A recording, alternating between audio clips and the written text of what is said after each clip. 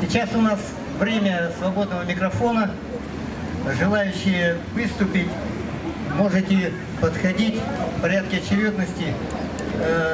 Давайте соблюдать маленький регламент. Минутки 3, пожалуйста. Первое слово старому человеку. Я Ашанова Алевтина Николаевна.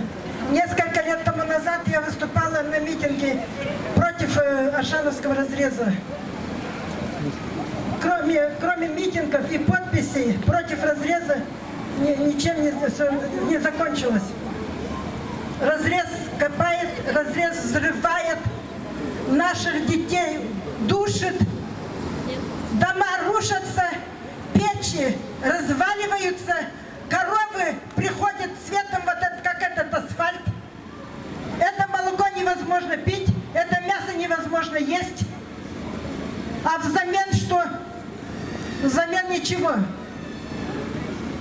Когда я собирала подписи до 2012 года, с разными нашими гражданами я встречалась. Одна мне заявляет: а я зачем буду подписывать?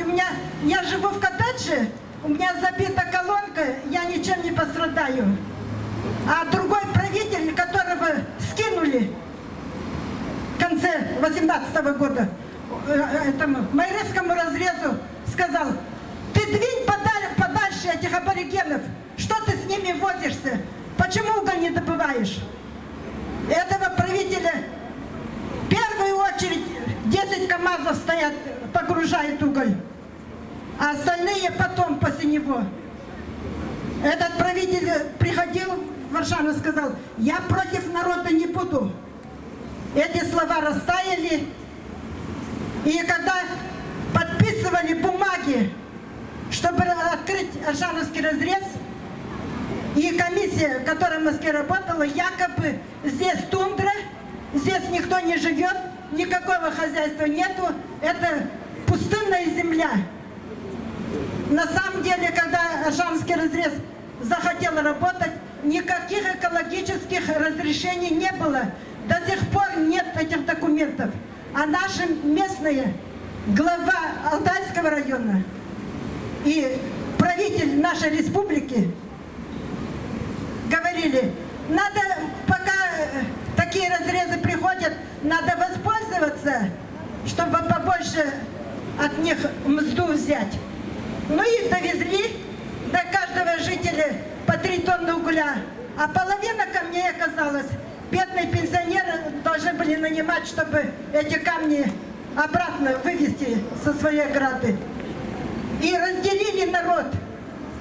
Некоторым по бутылке дали, некоторым привезли уголь, подпиши, сказали, что ты получил уголь. А это, оказывается, они ставили подпись за Ашановский разрез. Вот таким обманным путем залезли, роют Ашановский разрез. А люди очень равнодушные оказались. Я член инициативной группы, я билась, как рыба об лед. Никакой информации, ни телевидения, ни редакции, ни редакторы газет, никто не допускали. Когда я выступала, я раздвигала только руками, а моего голоса не было. А сейчас люди Хакасии говорят: правильно, Алевтина Николаевна, ты выступала против разреза, вела работу. Вот тут вот прозвучали некоторые моменты. Я, например, поддерживаю. Нужно провести референдум Республики Хакасия по этому вопросу против разрезов всех. Если мы не будем бороться, нас завалят эти разрезы и задушат этот воздух. А вы знаете, что такое бензопирен? Когда я начала работать против угольного разреза, я поняла, что такое бензопирен, какие кислоты выбрасываются и в каком количестве они идут Абакан и все ближайшие, даже дальше Енисей попадает эта вода. Это ужас, какие травы, которых наши предки, даже предкам нашим во сне не снилось. И наши кости наших предков находятся там. Наши предки жили испокон веков, тысячами, миллионами лет тут жили. И их кости моих дедов,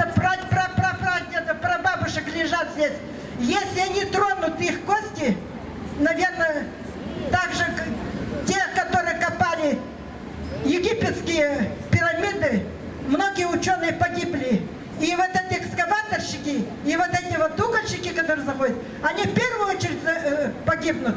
Уже один Алахтаев погиб, еще один правитель погиб, и еще предстоит.